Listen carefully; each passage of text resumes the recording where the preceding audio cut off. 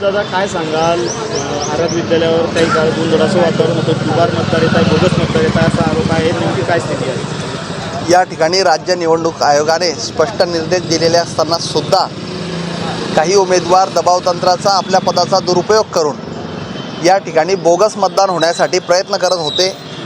यामध्ये आम्ही जवळपास 40 ते 45 जणांना या ठिकाणी मतदान करण्यापासून संबंधित अधिकाऱ्यांनी पुरावे दाखवू न शकल्याने रोखलेलं आहे. जर कधी त्यांनी यदाकदाचित समजा बोगस मतदान केलं असतं तर त्या लोकांवर गुन्हे दाखल होणार आहेत आणि ते स्वतः आम्ही त्या ठिकाणी फिर्याद देणार आहे.